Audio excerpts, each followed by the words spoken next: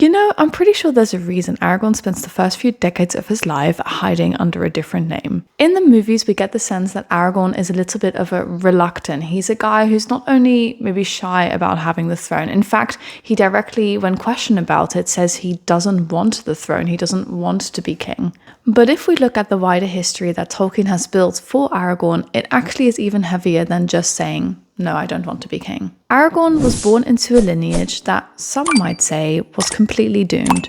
By the time we meet Aragorn in the Fellowship of the Ring, the race for men is basically a collection of ruins. You've got Gondor, which is a proud but fading fortress, and you've got the Rangers, who are basically homeless ghosts. At the root of all of that decay is one specific name, Isildur. When Isildur refused to throw the ring into the fire, he didn't just preserve the ring itself and set up the events for the movies. He passes down a wound and a burden to his entire bloodline. I think that Isildur is Tolkien's first proof that even the greatest men at the height of their glory are susceptible to ego and possession. We very often talk about Isildur's mistake at Mount Doom, but if you think about it, for Aragorn, it's closer to something of a family curse that haunts him and his entire lineage. Aragorn grows up in Rivendell, literally surrounded by the shards of a sword that failed. He really didn't just inherit the title of the rightful heir, he inherited the living proof that men, even the greatest of them,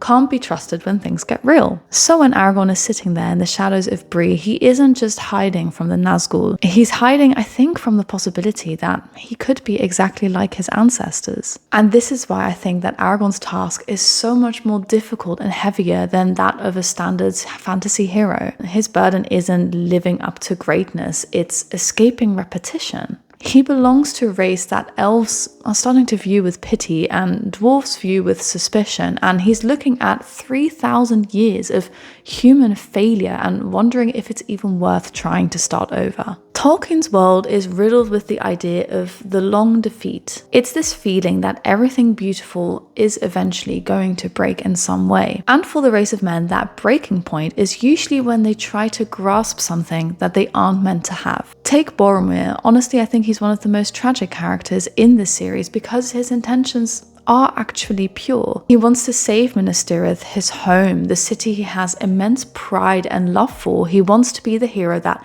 his father expects him to be, but I think he also expects himself to be. I mean, I really can't blame him for initially despising Aragorn, who comes across with so much apathy for this city that he's supposed to run, that Boromir has so much love for and has basically dedicated his life to. Boromir is more than the man who fell to the taunting of the ring. He represents the very human urge to seize a shortcut to victory. And then you have Denethor. He's the opposite. He's a man who's held power for so long that he's become obsessed with it, while at the same time having constantly sat in the shadows of a man who doesn't even want the power that he is so desperately clinging to. I always remember the scene where we see Denethor sitting on the steward's throne, which is like so far below the rightful throne. And so while I absolutely despise him for how he treated his sons and his kingdom, I can't help but feel like I would maybe also slightly lose it if I was sat on a throne like that for my entire life. Anyway, he's looking into the Palantir, trying to control the future and trying to outthink the darkness, and it just burns him out. All these men, Isildur, Boromir, Denethor, they all view power as a tool for taking or holding.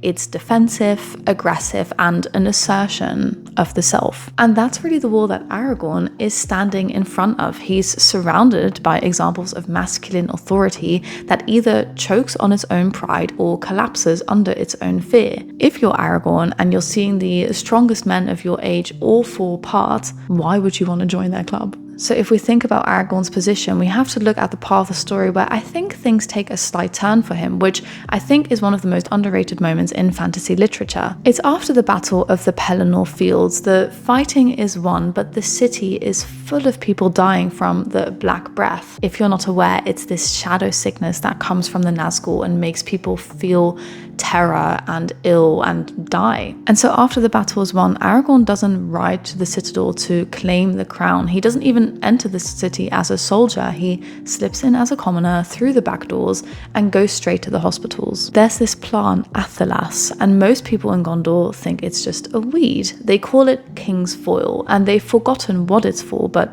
Aragorn knows. He crushes the leaves in hot water, and the text says that the room suddenly fills with this smell of living freshness. And Tolkien writes this amazing line which says that the hands of the king are the hands of the healer. So let's deep dive that sentence for a little bit and understand why it's so important to Aragorn's story. In a world where every king before him used their hands to grasp the ring or hold a sword or clutch a palantir, Aragorn uses his hands to mend a broken rib and wake up a warrior, Eowyn, from a coma. I always believed while watching that scene in the movie that this was the moment Aragorn not only decides to become king, but actively becomes the king. Not because he survives a battle, but because he's the only one who realizes that true authority isn't about domination. He heals Faramir, Eowyn, and Merry, legitimizing his claim to the throne without even saying a word. He's not walking around going like, I healed those people, I'm your king. He's just there. It's very much a moment of restoration and effectively undoing the work of Isildur. Where Isildur's choice brought a shadow over people, Aragorn's choice brings the scent of orchids back into a dying city. You could say that he's closing a wound that's been open for an entire age. If we want to understand Aragorn completely though, we of course also have to look at his time that he spent in the wild. In the appendices, we find out that Aragorn was about 87 years old during the War of the Ring, meaning he'd been a ranger for decades. And that matters is not just a cool fact that you can use when you choose your character for your next D&D campaign. It means he spent a lifetime learning how to be small, how to matter without being seen or heard. He served in the armies of Rohan and Gondor under a fake name, Thorongil. He won battles and then just walked away. He didn't want the credit or the glory. He just wanted to help. Tolkien's letters mention that the Númenóreans fell because they were so desperate to escape death. They wanted to live forever, and so they grabbed power. Aragorn is quite literally the opposite. He spent his life accepting his mortality, accepting his lowness, and kind of just waiting. He's essentially detoxed himself from the urge of humans to control everything and to escape death, which I find so interesting because it's obviously also a huge talking point between him and Arwen, the fact that she is immortal and he is not. So to me, it speaks to his character even more that even though he's aware that this flaw, if you will, that he has, his mortality, is something that could stand in between him and the love of his life, he still accepts it. And so by the time I think that Aragorn puts on the crown, he's not a man seizing an opportunity. He's actually someone who's finally grown into a person who can be trusted to let it go. And then, of course, there's this one detail that we have to talk about because I think for everyone, it's the ultimate proof why Aragorn is the right man for the job. It's a moment that makes me cry without fail. I think it makes everyone else cry as well. Really, at this point of the movie, when we get here, I'm just crying at every single scene. I'm, of course, talking about the moment that he bows down to the hobbits. In the film, he says, "You bow to no one."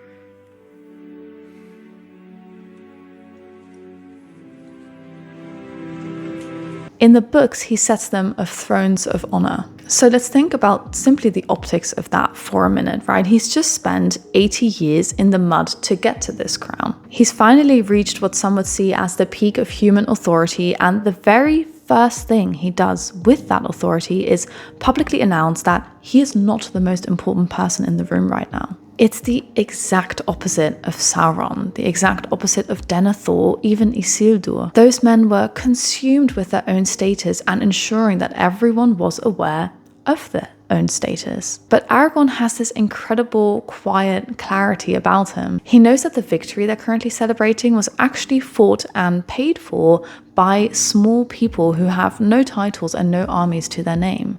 And it doesn't stop with the hobbits. If we look at the appendices, his first acts as king aren't just about revenge and expansion. He reaches out to the Easterlings and the Haradims, the people who literally were just trying to kill him, and he gives them their land back. He makes peace with them. He's the first king of men who doesn't feel the need to stand over everyone else to feel powerful. He's perfectly comfortable being the servant of the common good. So at the end of the day, Aragorn isn't just a reluctant king, and he's also not just a cool hero. I think he's Tolkien's attempt to answer a very difficult and potentially dark question.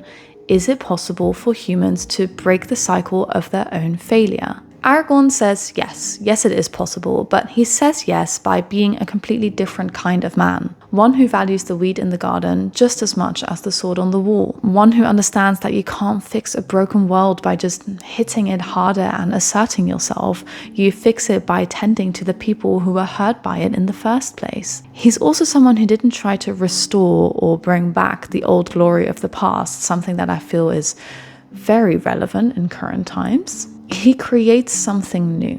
He proves that even if your ancestors failed and even if the bloodline is thinning and the world is in absolute decline, you can still choose to be the person who mends things. And so he didn't just return as king, he returned as a human who finally got it right. And this is one of the reasons why Aragorn has and always will be one of my favorite characters. He's so nuanced. He's so full of intrigue. I mean, just look at his introduction scene. That alone should set him up to be the most interesting character in the trilogy. I'm aware I probably should read the books properly and fully. I saw all of your comments on the previous video. I feel like it would be a lot of fun. I did start them when I was younger. I just never finished them. But maybe that's something for another video. Thank you so much for walking through this with me. As you can see, Aragorn has always been one of my favorite characters. I think he was one of my first crushes as well. I can't lie. And the crush is not Viggo Mortensen. The crush is Aragorn.